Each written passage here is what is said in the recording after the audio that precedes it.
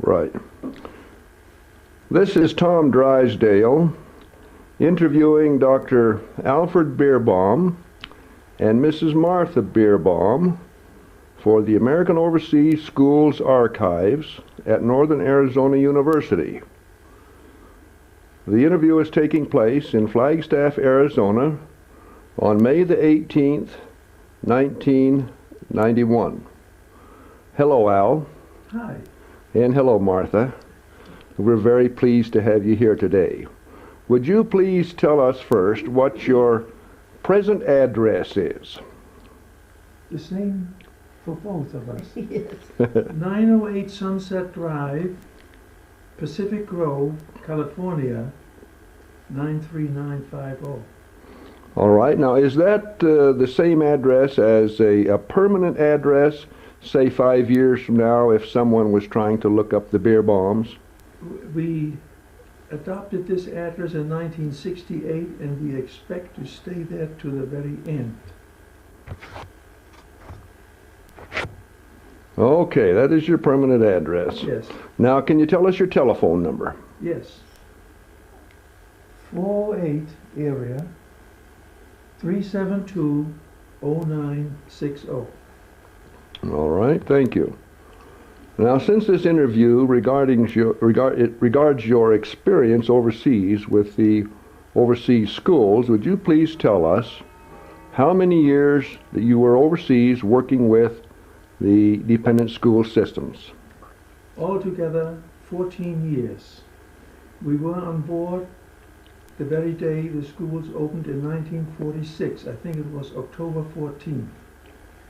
We stayed for 3 years and went home to found a family, you might say, because we had married in 1949, that summer, and the next year we started having boys, 1, 2, 3, in short order. But in 1956, a rare opportunity presented itself for us to return to the dependent schools in Germany. I see. So you met one another overseas. Yes, Where was this? in Heidelberg. In Heidelberg, and you were an educator, is that right, Al? All right. Yes. Okay, and what were you, Martha? Well, I joined the Army as a civilian in 1947 and went to Heidelberg, where I worked in personnel. And there I met Al. And I see. we were yes, that's You met whom? I met Al Beerbaum. Met- She met- calls me Alfred. Nobody. All right, now let me switch back to you, Al, and tell us what it was that stimulated your interest in going overseas in the first place. The fringe benefits. I was born in Germany, and the desire to return once now and then was very strong, and here was an opportunity. I hadn't been back in Germany since 1928, when I first came to America, and here in 1946, Dick Meyering persuaded me to join them, the schools in Germany. I see. Now, can you tell us a little bit about your educational preparation and what you were doing just before going overseas? The schooling you had, where you went to college, and that sort of thing. Oh. I went to college in 1934, and in 1938 graduated from Colby College in Maine. Colby? Colby. Mm-hmm. Sometimes people say, Colgate, oh, I know where that is. And I said, no, not Colgate, Colby. And it was a small college. Very intimate relations with everyone on campus because it was that small. And after graduation in 1938, I answered a call to University of North Carolina in Chapel Hill, they offered me a fellowship. And after 2 years, I had my master's degree there in German and comparative literature. Comparative German or English literature? Or all literature? Well, English, German, and French mostly. Mm-hmm. And then, when I got my MA in 1940, I got a fellowship from New York University to continue toward the PhD.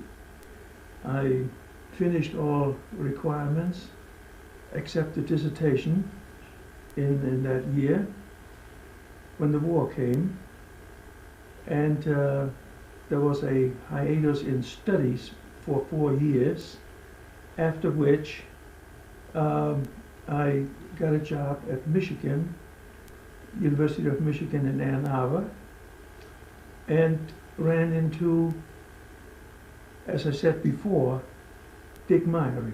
He hired me in 1946, and chance would have it, he did it again in 1956. So he was quite a personality in my life. I mean, twice he steered me into a certain direction. So he was instrumental in your going overseas, I guess, Yes. to a degree. Yes. All right, now that's your professional preparation. Tell us where you went to school. Now you say that you didn't come to this country until you were 1928 when I was 14 I see. Where did you first go to school? Was that in Germany? in Germany. Whereabouts? And what kind of a school? Whereabouts in Germany was Well, this? it was an elementary school for 3 years, and then I went to a so-called middle school, which leads to what we would here call a high school diploma. But I didn't complete it because we emigrated to America, and I joined here the schooling in Waterbury, Connecticut, in the 8th grade, graduated 6 months later, and in the fall of 1929 went to high school, a commercial high school, incidentally, I see. That was where now? in Waterbury. In Connecticut. Waterbury, Connecticut. Now in Germany, was it a Hochschule that you had started? No, a Hochschule in German is a university. I see. It was a höhere Schule, a high school. Higher I school. see. All right. You have elementary school and gymnasium, and in between you have a middle school. The gymnasium leads to the university. Mm-hmm. Middle Schule ends at the age of 15 after 9 years of schooling, and then you enter some trade and so on. Mm-hmm. University was not in the cards for me, nor in for anyone in the family. That was something rare in I Germany. see. I People- see. Relatively few people in Germany go to university Mm-hmm. compared to America, where almost 50–60% of Right. students go to college. Right. Now where was this in Germany, Al? In Rendsburg on the Kiel Canal, I see. in the very northern part of Germany. Uh-huh. It was Danish until 1864, and some of my ancestors were Danes. I But see. by the time I was born, it was German. But that enters into history here now, how it became. They were German-speaking people, and they spoke Low German as well as High German. Mm-hmm. All right, that's a pretty good synopsis of your background. Martha, where were you born and raised, so to speak, and where did you go to elementary and high school? Well, I'm from Chicago, and I wasn't in the educational system. I was more in business, and when I went to Germany, I went to work in the office. Well, but in the Chicago area, you went to elementary school there, did you? In the elementary school and the high school. And high school in the Chicago area, a suburb or No, in the Chicago proper. right in Chicago? I see. in I see. All right. Now, when you finished high school, did you have any college preparation or? I went strictly into business. A business, I see. Uh-huh. So it was that way that I went overseas to work for the Defense Department. I in see. Germany. All right. Now, tell us, Dr. Beerbaum, what was the first year you went overseas with the dependent schools? 1946. 1946. Yes. All right. Now, tell us in chronological order, starting with your first assignment, where you went until you finished overseas. I had expected to teach in high school, in somewhere in Germany, it's one of the high schools, but the school system had developed the phenomenon of introducing German for all children of the Army dependents. And so I was enrolled in the headquarters position to become sort of a liaison person between the German teachers who had been hired and the headquarters. Also to develop courses together with the teachers and oversee the German-speaking program. It was all German in the early days. It's the only country we were in till later on when Germany became a sovereign state again, and the armed forces spread out all over Europe.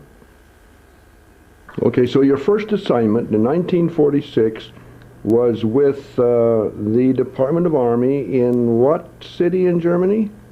In Your first assignment? It started out in Frankfurt. In Frankfurt? Yes, but very early, about 3-4 months later, the headquarters was relocated in Heidelberg, where it stayed until the summer of 1948, when it was again relocated to Karlsruhe, where it has been ever since. Yes. What was the name of that headquarters to begin with, that Army headquarters? Was that the Dependents Education Group? 557, I forgot the number now, 77. It had a number, huh? Yes. No. Dependents Education Detachment. Oh yes. It was.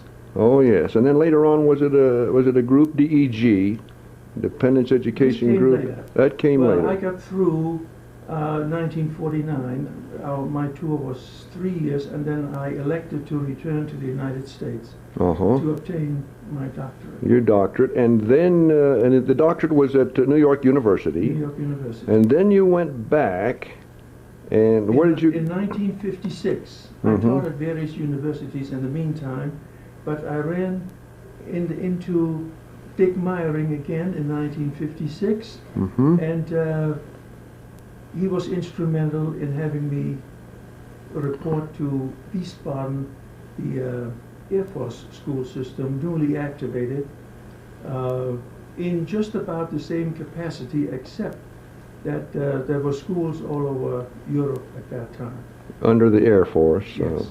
And that was the 7135th School Group, wasn't it? Yes. At Wiesbaden, where now in Frankfurt and then Heidelberg, that was the Dependents Education Detachment, did you say first? Yes. And who was the director or the superintendent of that? One of Colonel Hall, H-A-W, was the head, and the civilian head was Virgil Walker, Oh, I see.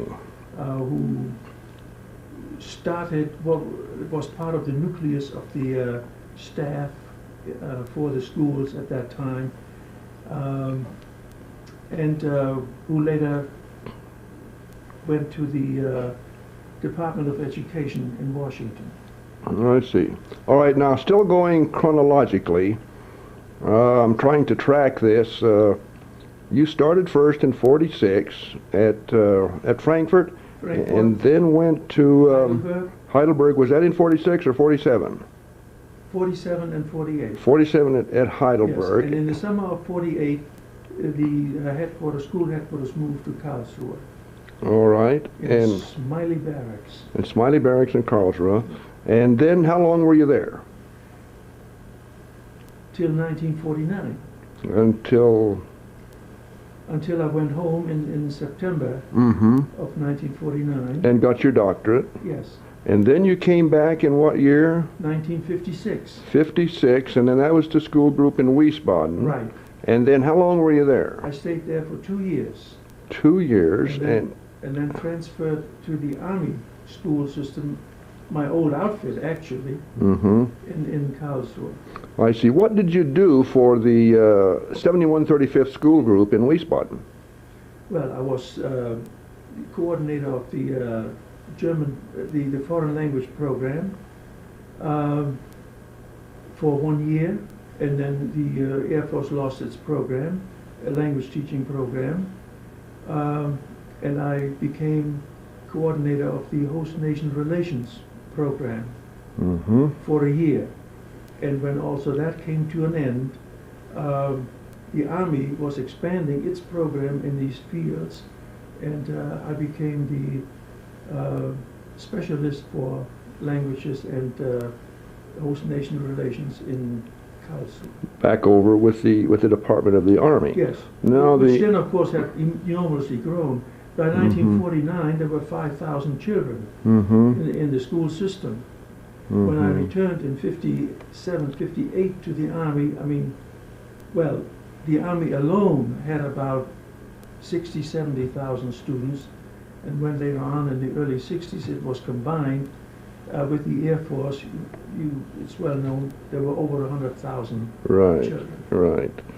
Most of the Army schools were concentrated in Germany, at least continental Europe, weren't they? Right. Whereas when you worked for the 7135th school group in Wiesbaden, and you were responsible for the language program and then later on the host nations program, you were working, or you were at the headquarters of a system of schools all over Europe, Scandinavia, the Mediterranean, and the Middle East. I remember school visits from Oslo to Rabat and Nouakchott, Right, in Morocco. and in Libya, Wheelers, and so on. It was a very interesting program. Also, at that time, we were still had many schools in France, which were subsequently closed, however, and Charles de Gaulle separated out from NATO.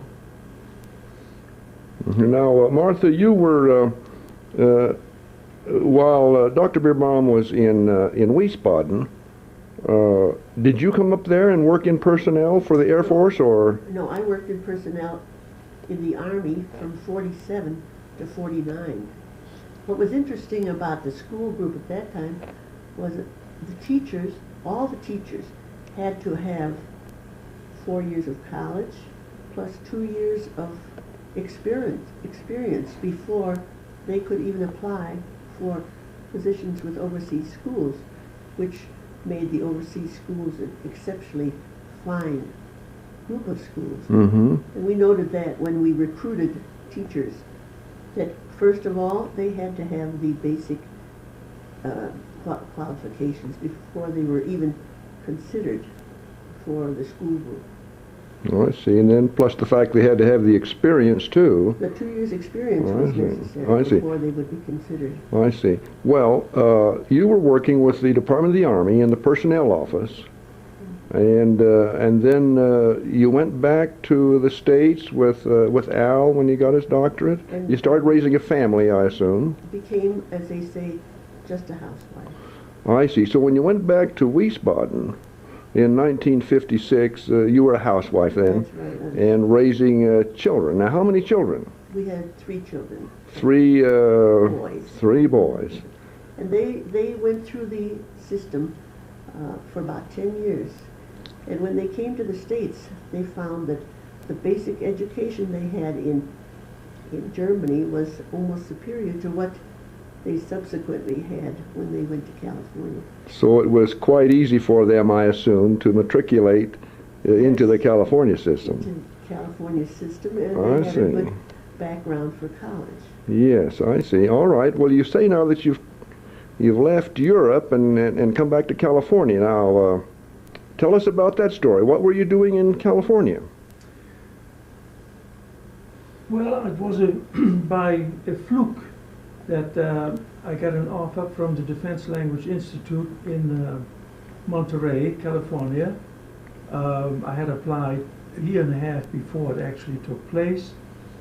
And so we moved over to California and ended our association with the dependent schools. Our children were growing into high school and college age, and we felt they should know where they belonged ultimately. And so it all came together for us very well in our family life, so that we left at the time we did. I see. And you moved to Monterey, California, Yes. and you worked for the Defense Language Institute. And how many years did you work there? From 67 to 1980 when I retired. I was 13 years with the Defense Language Institute, first as coordinator of curriculum development for the 25 language departments which comprise the Institute. And later on, I headed up the evaluation division for the Institute. I see. Now, who were the students that attended the Defense Language Institute? The Defense Language Institute is, as the name implies, for soldiers. Uh-huh. The students were 90% enlisted and 10% officers. The students had about 1.2 years of college before they came to us. And then they subjected themselves to a very intensive language program for about a year. I see. So the military departments had a particular career objective in mind for these young women and men that went there. Is that right? Yes, indeed. And I assume there were women that went there too? Oh, yes. Uh-huh. WACs were quite prominent, Uh-huh. although more entered as students than left as students. The marriage rate was very high. 10% WACs and 90% GIs at just the right age in their lives. Well, that's very interesting. All right. Now, I want you to reflect back, both of you, on your experiences overseas, working with the American boys and girls and youth, attending elementary and middle, junior, and high schools. Can you think of anything or things that were particularly unique or atypical, different in those experiences you had in comparison to if you would have had similar jobs back here in the United States? Well, I mentioned the word fringe benefits before. Of course, every teacher traveled while over there, and in fact, they were encouraged to do so, to come in contact with other peoples, other nations, and learn something through the comparative possibilities of their own culture. And teachers pursued this with a vengeance. I mean, every weekend, I remember we were out, we had a car then, and we sought out some spot, not just for picnicking, but cultural spots, visits to public buildings, castles and churches. And with all of Europe open to us, it was a rare opportunity. It was a wonderful opportunity. Yes. Were there any particular hardships that that you had to endure in comparison with a lack of hardships here stateside at the time?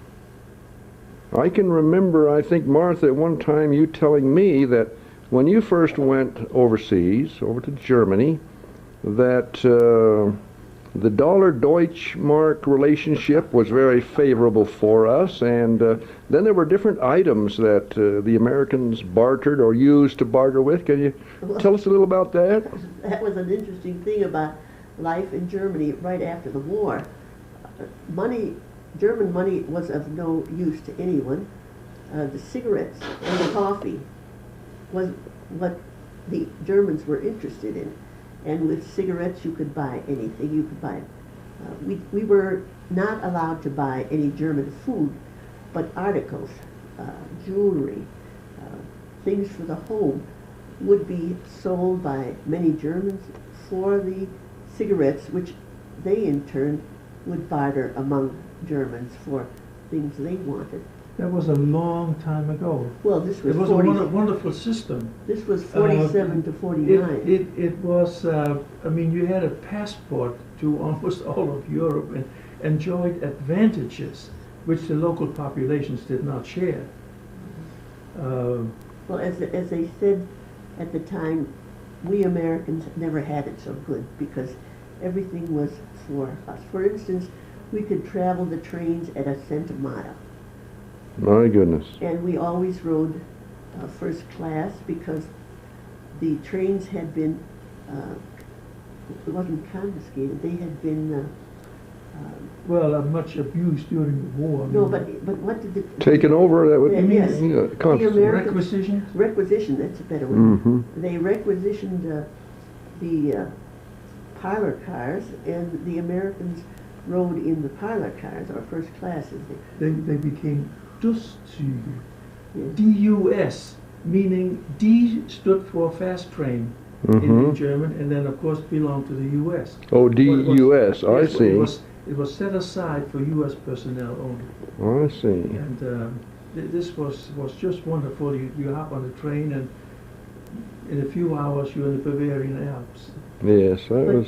But getting back to the money, we used American money for our dealings in buying groceries at the commissary and articles at the post exchange, and the black marketing, which was against the law, but which most Americans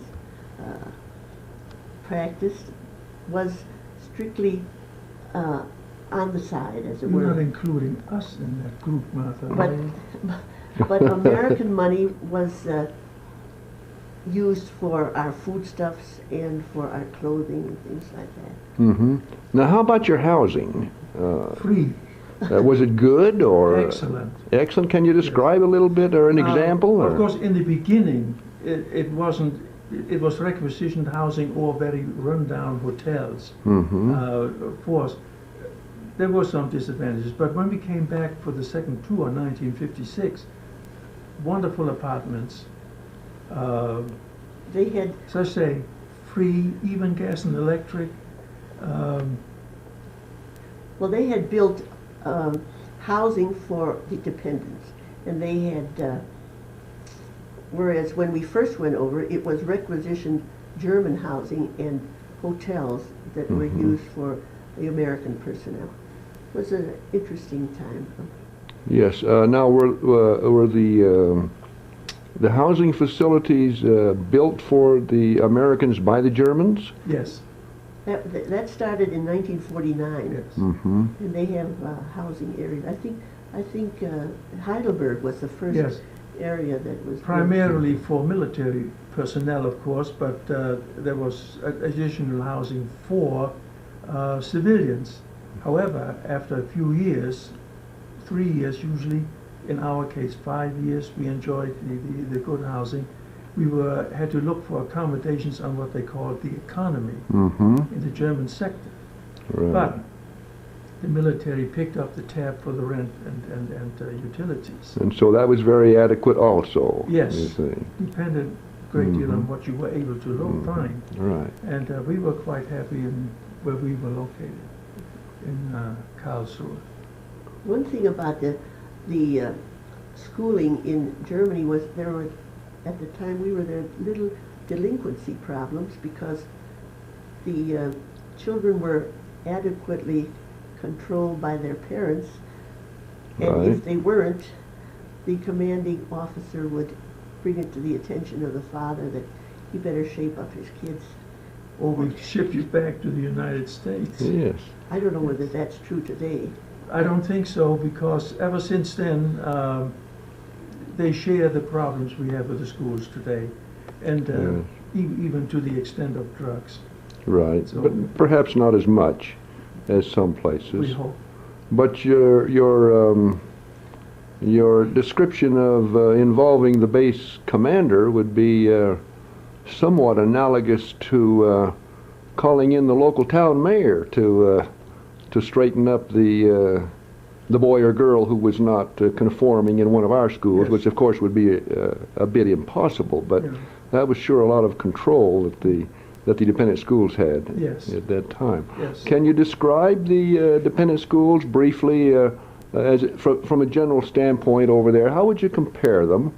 Now, Martha, you said that your three boys came back to California and they were ahead of them academically. Yes, they came back in the third and fourth year of high school, but Mhm. their years in Germany had, Prepared them adequately. yes, More very than well. better. How were the school facilities overseas? The dependent school facility. Now you were there early, and there was quite a variety, wasn't there, in school facilities? In the beginning, the schools were all concentrated in Germany. There were no schools available to us, but the military requisitioned housing, some of the finest houses, and simply converted them into schools. The schools were smaller in the early days. So the total population in '49 was 5,000 students, and when it started out, only 2,500. Mm-hmm. And these were scattered all over South Germany. So the schools were small. And You could be accommodated in a household. yes, could be in a house like this. I mean, would accommodate 25 students easily. Mm-hmm. Mm-hmm. And was it true that there was even some castles taken over, and or? Some were quite picturesque. Uh-huh. As other small schools were houses occupied by the military in casernes, what we call it, military posts. Mm-hmm. They had the engineers built a small school, or they made available. The responsibility for logistics rested with the post commanders, Mm-hmm. and they did what they could to make available the best houses suitable for a school. Now later on, they became quite Elaborate, large structures. more like the schools here in the United States, right? Yes, except they were built by military engineers, Mm-hmm. companies, Right. and they had about all they needed Right. for a good school. Mm-hmm. All right. Now, is there anything else that either one of you would like to share with us that we can keep as a record? Anything you can think of that you would like to tell us that we should know about, or any questions that I might be able to respond to right now? Well, of course, the question that is uppermost in everybody's mind right now is the retrenchment in the military establishment in the United States. The schools will shrink Right. considerably in the next few years. I don't know, it's sometimes easier to expand than to shrink. But there will be fewer students over there and fewer teachers. And Absolutely. we're watching that with interest. What happens to our school system? Right, right. Well, I appreciate how you refer to that in the possessive, because you certainly have some ownership involved, Dr. Beerbaum, and you too, Martha.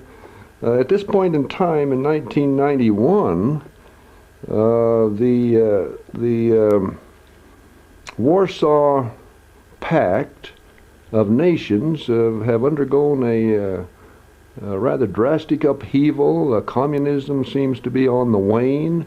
The Russians or the Soviet bloc is no longer the threat that they used to be, and the NATO organization in Brussels has recently had to change their mission statement, and it seems that the Warsaw Pact, which is dissolved now also, Yes. and the Eastern European countries, which have cast off communism, has caused quite an upheaval in the military thinking higher headquarters in the United States, and as a consequence, the dependent schools are, quite a number of them are scheduled to phase out 200 or 300 a year up until the year 2000 now.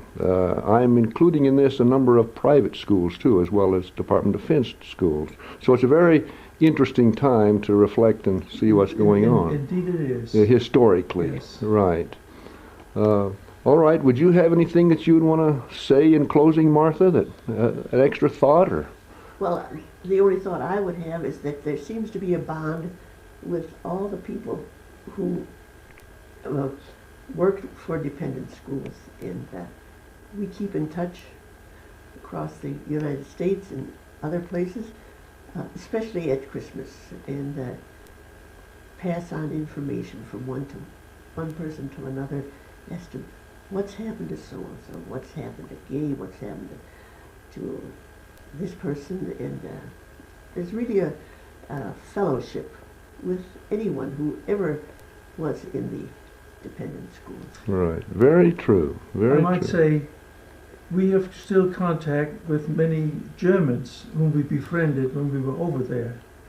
And they mentioned this fact, the shrinking of the school system, and they say they're very unhappy about losing the American touch in their communities. They've always, most of them like the Americans, and they said we shall certainly miss them when they leave their community.